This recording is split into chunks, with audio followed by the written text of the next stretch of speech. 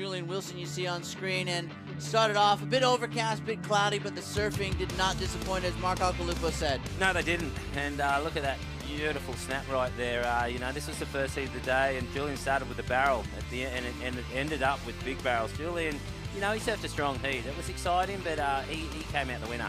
Yeah, Kalohe Andino from the United States also put in a great performance, backing up from somewhat of a lackluster performance on the Gold Coast. But Granger Larson, the Hawaiian, really shined today. He did. We commentated this heat, and he surfed just like he does. Look at that beautiful snap there, really quick and strong, powerful.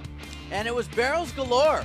I mean, especially in the last hour of the event. Jonathan Gonzalez, you can see, very happy with his performance, and he's into the round of 64. Well, he sure is. The winds were favourable today. Look at the interferences. There was plenty of them. CJ Hobgood was getting through that heat until then. There's another interference there.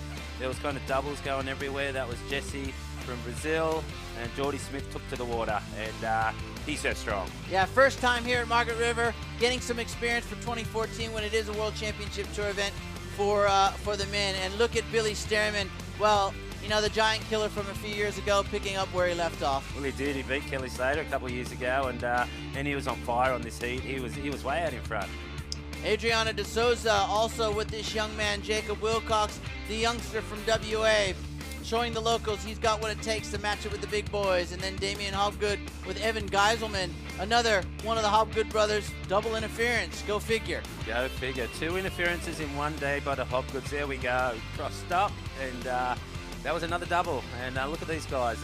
You know, that looked a little dangerous there for a little while. So both Hobgoods out on an interference on the same day. And this was part of the highest scoring heat from all 4 surfers in what Mark Alcalupo says could be the highest scoring heat of the event's history for all 4 surfers. Well, I think it was. You know, it was definitely the best I've ever seen, and you know, I've been to pretty much most of them, and this was the best heat that I think I've ever seen at Margaret River. All 4 surfers on a tear. But Dusty Payne, wowee, and that was Timmy Ray's getting out of the barrel too. Well, you've been at every event, started in 1985, and you won the first one, and you're still here today, so you should know. And Nat Young, of course, finishing in 2nd place. This man, we talked about it. We won't go too far into it, but he's out of the event. Massive upset. It's going to be on the front page of the papers everywhere. Look at that huge turn that he just doesn't make it. Definitely the front page of the local paper here, and probably at home on the Gold Coast too. But yeah, don't worry. Jay Thompson from the Gold Coast getting through too, winning that heat. And that was just about the highlights. Johnny, you got anything else for me? Jay Thompson really put on a great performance, as that was the highlights of today's action.